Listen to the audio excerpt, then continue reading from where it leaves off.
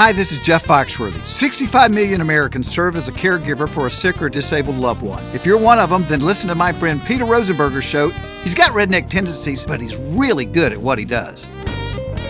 Welcome back to Hope for the Caregiver. This is Peter Rosenberger. This is the program for you as a family caregiver. HopeForTheCaregiver.com. HopeForTheCaregiver.com. I got to meet a lady from my hometown in Anderson, South Carolina. She is now living up in the Blue Ridge Mountains of North Carolina, which is just right up the road. I used to backpack all up in there. And her name is Beth Marshall. She's written several books, including A Time to Heal, Grief Survivor, and her new book is called Uncrushed. And Beth is joining me today. We're going to talk about grief. We're going to talk about healing. We're going to talk about hope. We're going to talk about all the things that involve in moving someone through, in, and even out of a place of great sorrow into a healthier, stronger life. You never get rid of the sorrow. I mean, it's part of you, but you are not doomed to it. Right. And I believe this is where Beth's heart's going to really come through. So Beth, welcome to the program. Thank you. This is so much fun to visit Montana without having to get on the airplane. Well, and I get to visit back in the Carolinas. Yeah. Beth and I understand each other. We don't need subtitles because we are from the same part of the country. So we understand the Queen's each other. English is what we call that. And we butcher it. Well, now we can't call it the Queen's English. We have to call it the King's English. Oh, God, you're right. Beth and I may lapse into cornbread and Skins hot dogs and all types of other things from our neck of the woods. So if we do that, you will indulge us on that. But Beth, tell me a little bit about your background. You were with Delta for 25 years. Were you with Delta always, or did you ever work with Eastern? Oh, thankfully not. Can I say that out loud? But they're no longer in existence. So Right. I was from Atlanta. And so Delta, your options were kind of Coca-Cola, the Atlanta Braves, or Delta. And after teaching or the varsity. Oh gosh, don't even get me started. Would that be delicious right now? I know it's a little early in your time zone. It's never too early for the varsity. Never, ever. But it was after teaching a couple years, and I realized that I thought that was my dream of my life and was cut out for it until I showed up the first day. And I looked up at the clock and it was 11 o'clock and all these people were still there and they had already eaten lunch. And I thought, oh boy, this is going to be kind of a long day. But I did enjoy teaching. It was in part of Atlanta. It was called Meadowview School. And it was interesting. But after the second year, I knew that it was time for something different and applied with Delta. I thought I would hate hotels, which turned out to be the opposite of the truth. And thought, well, reservations would be awesome, and be home every night. Turned out that work in the in-flight department as a flight attendant, ultimately flying to Europe, which was it was so much fun. It just studied some languages so that I could fly to Germany and to France. And so that was very cool back in the beginning. The worst job there is in lost luggage because, those people are going to show up every day and not have a good day. Oh, everybody's mad at you every time. No one comes in smiling, for sure. I think I had it a little easier than that crowd because there would be a lot of people that would be acting pretty kind and nice. And this was back in the day, Peter, when people would like dress up to fly. It was kind of a big deal to fly. And so it was a little bit different than it's gotten. It was before 9/11. Before all the security and all that craziness started. Well, I remember those. And Gracie still dresses up to fly. Yeah, as we should. She still does. She does not go. She said, look, that's the way I was raised. Her dad, her grandfather worked for Braniff Airlines. You remember them? Oh, yeah. Yeah, I do remember. A long time ago, but she used to fly, from as a little child with her grandmother and so forth, and she always dressed up, and she still does, much to my chagrin, because Gracie has to have everything in place, all the jewelry and everything. Well, go try going through TSA with jewelry and everything else, and you also got prosthetic legs, and it just, finally I got her, we kept missing appointments to get her TSA pre-checked. Yeah. Because she kept having hospital visits or doctor visits or whatever, and we kept missing it. Finally, I got it done because we were back and forth to Denver a lot. And it has made all the difference in the world because the TSA was so thorough with Gracie. It saved me 3 Oh, primary care visits. I mean, it's just yeah. overwhelming when you have somebody with disabilities. and, I and then can't and even. then she has to have big belts with, they look like WWE belts, she loves jewelry, and she says, look, if you can't see the jewelry from the back row, it's not big enough. That's the way she Girl, feels. you tell Gracie I'm on her team. Gracie, if you're around right now, I want you to know I am on your team. And you just wear all the things that you need. But I I'm want somebody on my 100% on her team. team. I'm the one that has to No, schlep all that stuff through sorry. the I hate it. airport. I hate it but yeah. At least you don't have to take your shoes off anymore with Well, TSA one time pre-check. they wanted to take her feet shells off. She has Oh, foot shells on her no. purse. And that's when I looked at the guy and he's holding one. And I said, no, we're not doing Yeah. that. And I Good for wheeled her you. out there, and that was in Orlando, where I really struggled with my Christianity in Orlando airport. I freely admit that. And Denver airport is not much better for me, but Yeah. I'm trying. But getting her pre-checked has been a blessing. So I share with you your excitement of flying, and she shares with Yeah. you your excitement of dressing up for the flight. You got to do what makes you feel fine. And I'm on her team with that. Sorry, Peter. Well, that's okay. I'll just muddle along here. That's So right. you did this for a while, 25 years with Yep. Delta, and then After 9/11, things really, really changed. And I know they did for everybody, but in the airline business, I remember my kids asking me, right, and I was home when it happened. And the littlest one said, Mom, do you go to work today? I said, Oh, no, baby, I don't. She said, If you had to go to work today, would you go? I said, No, I wouldn't. And thankfully, Delta and a lot of the airlines were letting people that just needed time away for a minute to do that, and everything kind of changed. And so after that, I ended up, I don't even know the time frame of years, but ended up going on staff at New Spring Church in Anderson as the care ministry coordinator. And it was a totally different life, but I loved it. I've always felt kind of called to just the hard times. Whenever people are struggling, they're the one that I tend to want to talk with. And so did that for a while. And during that time, started losing some close family members. And that's when, and it led to writing some books, but I know we'll probably talk about that later on. well, tell me about when you started losing family members. You're the care coordinator at this Yeah. massive church there Yeah. in my hometown, and that's not your hometown, is it, Anderson? No, I grew up in Atlanta and then lived in Boston a little bit, but we ended up in Belton, just outside of Anderson, Okay, where yeah. you were. Yeah. And Well, so, yeah. the difference between, by the way, Atlanta and Boston, I'm sure you found out, is in Boston they leave the R's out of words like fi and chi and pike. Oh, yeah. Oh, for But sure. in Atlanta, we add them back in down in the South, like Winder and Yeller. And so, In fact, the person who introduced me to my husband now was in the in-flight area. He was a supervisor, and he said, "Hey, Paul, you need to meet this girl. She talks just like you." And he was from there, and we were both from the South, and people thought that we needed to meet because we could understand each other. We had that I language we concur. could get. She's I wicked know. funny. Yeah, I love that word. I She's love that wicked word. funny. As you lost one, then multiple. Yeah. It kind of dominoes on you, didn't it? Yeah, it did. My mom was the first one. And then a couple of years later, my dad, and then a sister-in-law that was as cool as any sister that's ever been. She's the one that let me drive her dune buggy to high school. Peter, can you imagine being that cool as a 17-year-old? No, I For cannot. but anyway, just a really close sister-in-law. It was just several family losses. The most difficult was really my mom. And I just remember the shock of it was like nothing I'd ever seen before. But the first few weeks were so, I guess we were anesthetized a little bit. And I know most of your listeners have probably been through this, where everything is just kind of a blur. And you're so busy taking care of things and people coming around. And I think I had gotten in my head that, oh, this is not so hard. I mean, what's the big deal? Until about 2 weeks out, everything got real quiet. For in the beginning, people were bringing all these flowers and telling you stories about her, and just taking meals to you. And I thought, dude, this is awesome. We're going to have chicken pie in the fridge forever. I'm never going to cook again.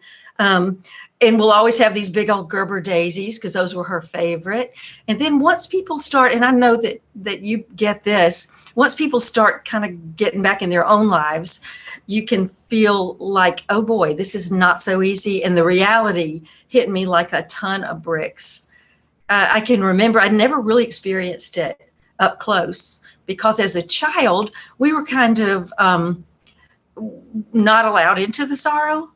It was like, y'all go jump on the trampoline, we'll be fine. And our parents would go and take care of all the funeral things and visit. So I've never really been part of that. And I would just say to anybody that has children or teenagers, it's a disservice to not include them in this part of real life. And so I just remember thinking, I don't know how to do this, and feeling really stuck and overwhelmed in that. I get that. I've had the opportunity since I've been a kid. Dad was preacher there in South Carolina, and I've been involved in funerals because I played the piano, and I was conscripted sometimes into that, and I was cheap labor. Great. But it was, you're right. You do a disservice to folks if you don't engage them, because it can be so jarring. Oh, yeah. And I get that. And I know this audience gets that. And it's also another opportunity to minister, to sit with people. One of the things I love about the Jewish faith is the Shiva that they have. Is they just sit with them. Don't talk. You just sit. And if the bereaved want to talk, then they can initiate it. But it's the I am here moment. I am present with you in this, where we walk through this as friends, as family, as a group, but we're not sitting there trying to make small talk. We're just being with each other. And I love that. I think that's incredibly healthy. We're going to take a quick break. We're talking to Beth Marshall. She is an author and a fellow South Carolinian, and which is why she had me at South Carolina. And so I'm grateful to have her here to talk about her new book, Uncrushed. We'll get to that in just a moment. This is Peter Rosenberger. This is Hope for the Caregiver. We'll be right back.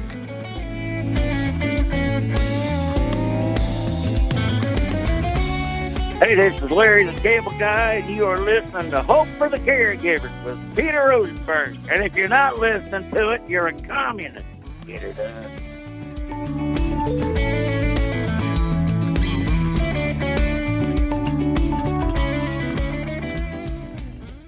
As a caregiver, think about all the legal documents you need. Power of attorney, a will, living wills, and so many more. Then think about such things as disputes about medical bills. What if, instead of shelling out hefty fees for a few days of legal help, you paid a monthly membership and got a law firm for life? Well, we're taking legal representation and making some revisions in the form of accessible, affordable, full-service coverage. Finally, you can live life knowing you have a lawyer in your back pocket who, at the same time, isn't emptying it. It's called Legal Shield, and it's practical, affordable, and a must for the family caregiver. Visit caregiverlegal.com. That's caregiverlegal.com. Isn't it about time someone started advocating for you? www.caregiverlegal.com, an independent associate. I'll never forget walking into the hospital room after Gracie had her second amputation. Both legs are gone now. And she looked at me. She said, I know what I'm going to do. And I was kind of startled. I said, well, what are you going to do? She said, I'm going to help provide prosthetic limbs to my fellow amputees and tell them about Jesus. And I said, well, baby, can we get out of the hospital first? But she never let it go. And for almost 20 years, we've been working out of Ghana, West Africa. We treat patients all over there from other countries that come there. We send supplies. We send teams.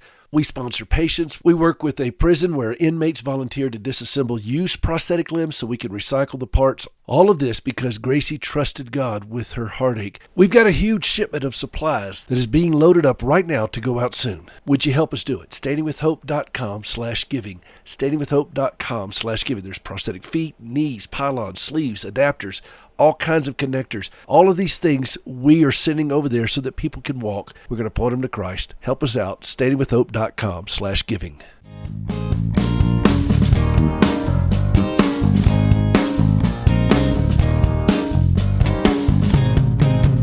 Welcome back to Hope for the Caregiver. This is Peter Rosenberger. This is the program for you as a family caregiver, hopeforthecaregiver.com. We are continuing our conversation with Beth Marshall. She is the author of the new book, Uncrushed, from In-Game Press. And by the way, we're talking about grief, and we're talking about mourning and time to heal.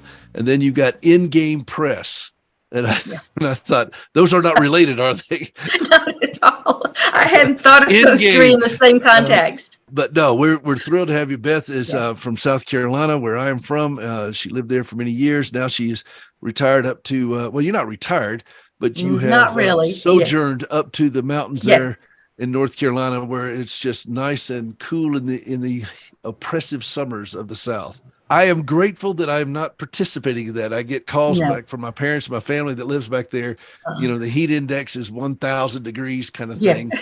We're going to have 70s and no humidity for the next 10 days that I can see. Okay. Do you know how rude that is right now? For you to tell us? We make up for it in the winters. I promise you. We make up for it in the winters. Because when you're out feeding the horses and it's 20 below, I had 3 feet of snow on our deck May 1st. Oh, okay. That makes you lose your cheerful disposition a little bit, doesn't it? You had flowers on May 1st. Yeah. I had 3 feet of snow.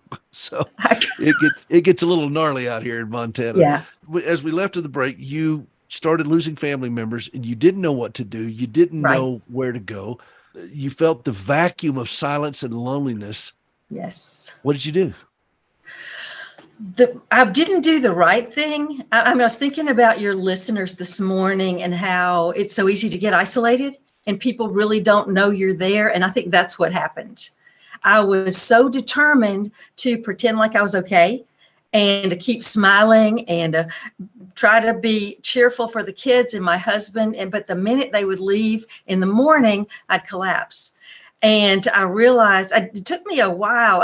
I'm pretty much of a junior varsity griever. It took a while to figure out you need people that pray, and you need to write. That was the one thing that I felt like I got the biggest breakthrough. When one morning, it had been, 9 or 10 months, and I was just not coping well. My mom was a very cool person, great, full of life, and there was no warning. And so when she was gone, I just didn't really have any tools. And so I started writing. And one morning I felt the Lord nudge me to write about her. And I thought, oh yeah, that would be fun. And I just started writing stories of growing up in this big, loud house with 5 kids and 2 crazy canines. And it was just so much fun and chaos. And it was a welcoming place. But I wrote the stories down and I started recording them in my prayer journal. And literally, I sat this one day for about 2 hours and just scribbled and scribbled. And by the time I was done, I can remember just giggling and kind of laughing a little bit again. And I wrote the story about the day, this was before security, when she was so sad that I had to fly on New Year's Day. And I didn't care. The holidays were great fun, being with new people and traveling. So I was okay with it. But she said, well, I'm going to bring something to the airport for you. And I said, what, Mom? And she shows up with our family tradition on New Year's Day of sauerkraut and pork and mashed potatoes and all this stuff that our family had. Wait. Where were the black-eyed peas? Oh, see, my parents are from another part of the country. They're from Pennsylvania. And so our traditions were a little more German. I've had to learn. I've had to learn how it's supposed to be celebrated. So you're saying that she showed up without cornbread? Without cornbread, without black-eyed peas. So what was she thinking? But she showed up with this stinky. God love her. I know, this stinky German tradition. But I love German food. I love it. My mother, though, used to always make, speaking of stinky, collards for New Year's Day. Oh, gross. I'm sorry. There's just not any excuse for that. Oh, she still loves them. And, there's a whole collard eating group of this audience, and I know I'm going to get letters. Please understand, it's not personal. I could never get collards, and I am a child of the South. So Right. anyway, I'm sorry. I digress. I told you the Carolina's going to come out in us. I'm so sorry. I apologize for that. It just does. It just does.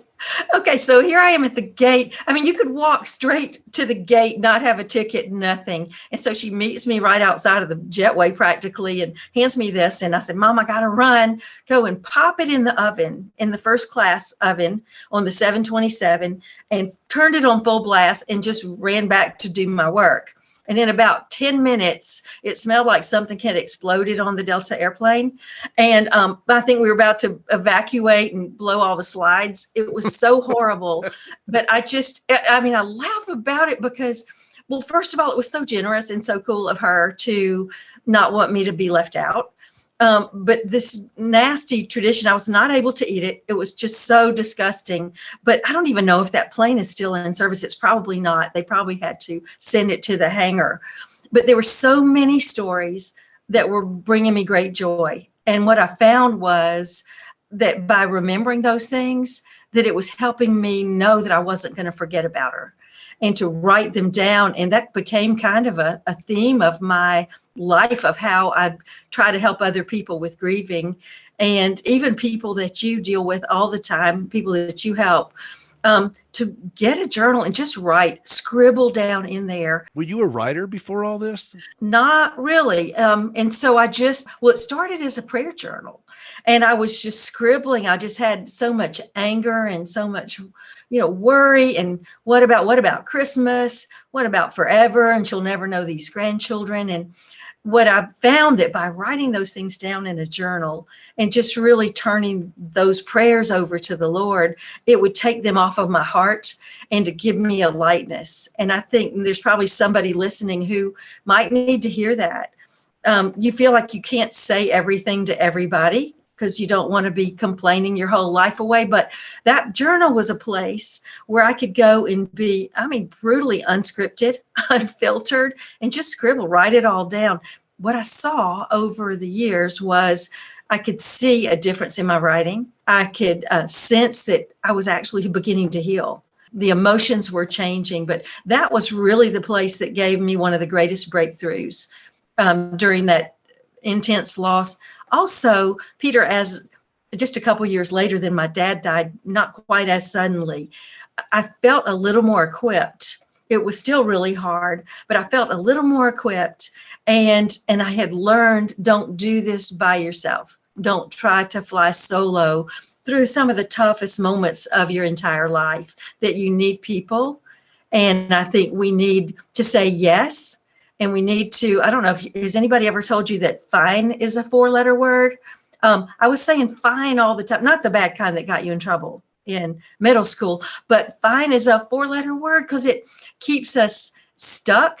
It lets people think, oh, she must be doing great. She doesn't need me to come by. She doesn't need to go get coffee with me. She doesn't need me to bring her a meal. And I think when I learned over time to just be honest, to quit pretending like everything was okay when it wasn't. And that's when people come in and help you. That is when, and I think especially for caregivers, I think for many of you, I know, have been doing this for years and years and years, and you can feel like you've been kind of forgotten. But even just to let a pastor, a counselor, a friend at church, let somebody know, hey, you know what? I'm still struggling. This is kind of hard. This is really hard. But I think we'll be surprised that people really do want to be there for us. People do want to walk with us. They do. But I think we've got to let them. We need to learn a couple of things about that. And you're right. First off, journaling is a huge way to do this. And I never had any aspirations to be a writer. You should have seen my academic record. There is a reason I graduated. Thank you, Lottie. But I just, I never dreamed of it, but when I started writing, it helped me organize my thoughts. Yeah. So I had clarity of thought that I did not have before I started writing. And then the other thing is what you said is fine as a 4-letter word. We do have this surfacey thing we tell people because we're not really in tune. When I ask caregivers when they come on this program, I always ask callers, for example, how are you doing? They said, well, she just got home from the hospital, or they don't know how to speak in first person singular. Or if they say, well, I'm doing fine. And I said, I'm not sold on this. You want to go deeper? Yeah. And that's where the stammering and the stuttering and the crying comes. Sure. Because they're not used to using those words. And I want to give them a place on this program. And when I talk with them, and I have a caregiver support group I've started, to say, to let the stammering and stuttering be what it's going to be. Let's get it out. Yes. Because you're right. If you keep this stuff contained, that is unsustainable. It will come out. It'll either come out in a constructive, cathartic, healthy way, or it's going to come out in a very destructive way. Oh yeah. And often it's self-destructive. Yeah. And so I want to switch gears a little bit, and we're going to end up going to the break, but that's okay. We'll pick right back up. So you wrote A Time to Heal, and you wrote Grief Survivor. Yeah. And now this new book, Uncrushed. Yes. What was the impetus behind that one? I think what I've seen over the years is that there are people who, when something horrific happens, and I know there's trauma that is indescribable. How do you say it? Thank you. Indescribable. But I'm just along for the ride here, Beth. Yeah, same here. Yeah. But people who make the decision, well, this has happened to me, so this is who I am. And I think there are times when we lose our desire or our ability to think that there would be hope one day. And that is the crowd that is part of the audience that I hope will read Uncrushed. But what I wanted to do with this book is to interview people who have had deep, deep loss, deep love, but who have found a life that they love again. And the common thread, and this is kind of the secret sauce that I'll tell you more about after the break, but it's faith. And that's the one thing that the people that I've interviewed, the ones who have found a life they love again, are people who believe that God will do what he says he can do. The whole book was based really on Psalm 34:18, where it says the Lord is close to the brokenhearted, but he is going to rescue us when we're crushed in spirit. And crushed in spirit is what I think a lot of people are feeling right now, just kind of across the country, and people who are dealing with hard things. And so that scripture is true, not just for someone who's lost a loved one, but for someone was taken by a huge surprise and is now caring for someone full-time or part-time. But I think that the truth in God's word has helped the people. I think it's maybe 15 people whose stories I tell. And so it's a real easy thing to read. There's a lot of humor in it. There's a lot of my mom Beezy stories and some other stories of people who have gone through the deep, deep valley, but they didn't set up camp there. They decided, yes, I'm going through this, but there's hope. We're going to talk about that when we come back from the break. This is Peter Rosenberger. We're talking with Beth Marshall. Her new book is called Uncrushed. This is Hope for the Caregiver, hopeforthecaregiver.com. We'll be right back.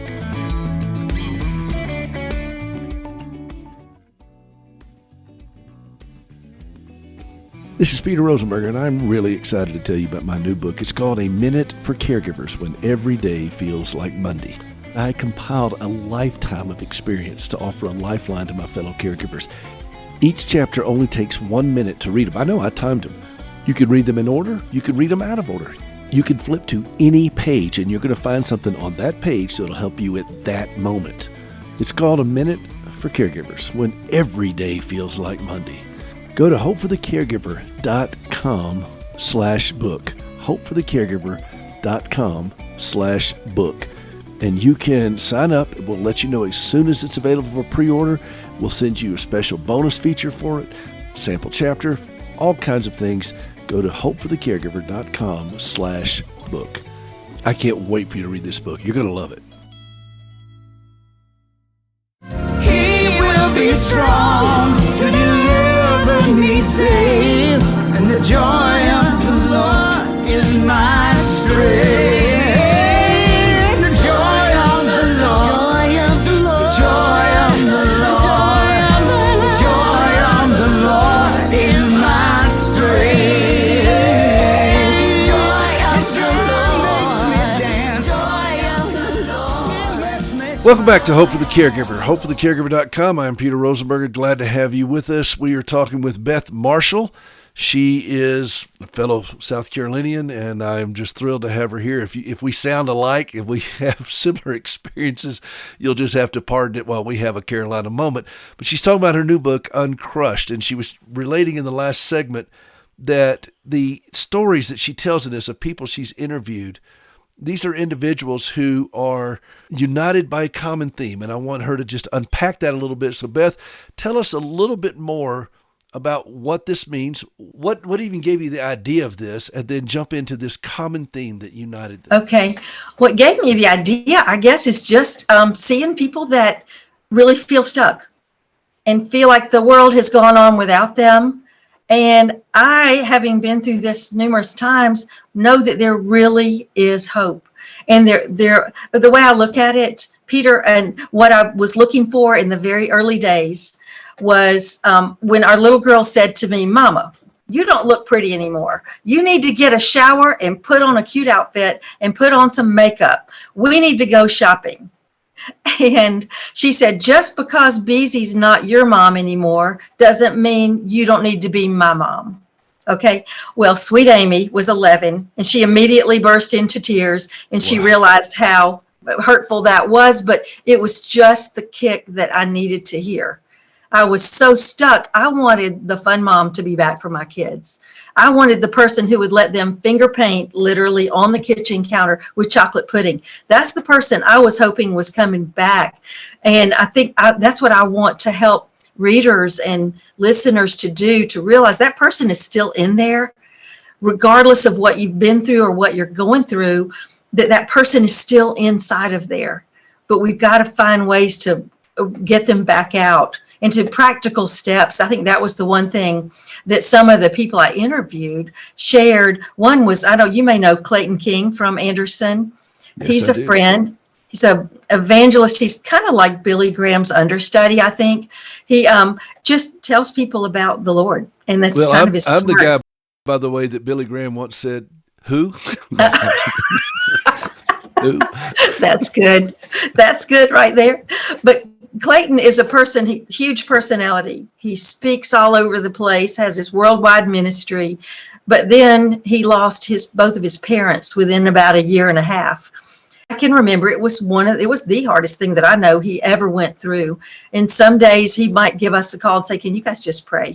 This is so hard," because with his life and his ministry, he didn't really have the luxury of just taking time and being still for very long. He took a little minute off, but then he was back on the road, and it was really hard. But I can remember asking him afterwards, it was about a year or two after the loss of both of his parents. I said, "Did you have anything that helped you along the road during those really hard months and years?" He said, "Yeah, I really did. I would set aside time every single day. 30 minutes or 45 if he could do it. And I know that's hard to do, but I would go into a dark place. No one could disturb me, turn off the lights, and just do what I needed to do. If it was take a nap, if it was to journal or to pray or to scream or to cry or whatever it was, but to be specific." And he would take designated time every single day. And he said it helped him, instead of weaving and incorporating the sadness into every minute of his day, he could have designated time. And I feel like your listeners could probably do that. Their time might be 5 minutes, because I know getting a little moment of time is really hard for a lot of people. Well, it is. You're right. It is. But I say to myself, I say this in my book, I say this to fellow caregivers: if we don't take time for stillness, we're going to have to make time for illness. Oh, come on. We are, you can write that down, even though Say that needs to be on your coffee cup. Say that one more time, real slow for the people in the back. If you don't like take, me. for the two people in the back, if you don't take time for stillness, you will have to make time for illness. Oh, and goodness. I found that out at a very critical point in my life. And so last night, I can't do what some people do, and I can't take off hours or anything like that. But last night I got out on the horse. I wasn't planning on doing a horseback ride, but when I saw the horse, she saw me, and I think we both realized, and this is a new horse that my brother-in-law just bought, and I wanted to try her out. Nobody's ridden her yet here, and so I thought we're gonna spend some time together. And there's nothing wrong with the inside of a man that the outside of a horse can't fix. And Another coffee cup. That's Now, good. that was Will Rogers and Ronald Reagan. But that's the kind of thing that Clayton obviously knew, that you're going to have to, it's got to be intentional. You have to be intentional on dealing with the heartache that we carry, and we all carry it. Or it'll seep out in other ways, in anger or crying unexpectedly. That was my big fear. Oh, I don't want to go downtown, because it was a small town we were living in Belton, and the store owner of a ladies' dress shop said, it was 2 weeks out after my mom, and she said, "So, hey Beth, how's your mom?" And I thought, bless her heart. And I was just a bundle of tears. And from that point on, I thought, I want to stay home. I don't want to be around humans, because that can happen again. And so I think when we take some intentional time to let the tears flow, tears are really great for us. I don't know if you're a big crier. My husband's not a big crier, but whenever he can get a tear up over a Hallmark movie, it makes me feel so happy, because I can always cry over them. But I think the Lord gave us those. I cry if I have to watch a Hallmark movie. Let me just be blunt. I mean, that's, I wail. Please no. Anything but that. Yeah. Well, I get that. For me, it's music, it's horses, it's I sit at the piano and I kind of work it out. I get on a horse or a snowmobile in the wintertime, and I have to just kind of detach for just a bit. I can't do it for lengthy periods of time, but I have to, and allow myself to be settled. There are so many distractions, and I think it's in the distractions that we find the danger when it comes to dealing with our grief. Jesus said, "Blessed are those who mourn, for they shall be comforted." Well, you're not going to be comforted if you're raging or despairing, because that's not mourning. Mourning is accepting that this has happened. This is really happening. This has happened. I'm going to accept this, and at the same time, I'm going to look unto Christ, the author and perfecter of my salvation, recognizing that he who began a good work in me is faithful to complete it to the day of Christ Jesus. That means he's going to preserve me in this, and he's able to present me faultless before him. But part of the sharing in the sufferings of Christ, and see what you think in the last couple of minutes we have of this, I personally think, and I think Scripture supports this, that part of the sharing in the sufferings of Christ that Scripture talks about is seeing how messed up and how broken this world is, and accepting that this is what he came to do, is to redeem. And will we put our trust in him? Abraham believed God, and it was accounted to him as righteousness. He put his trust in the Hebrew. It says he put his trust in God.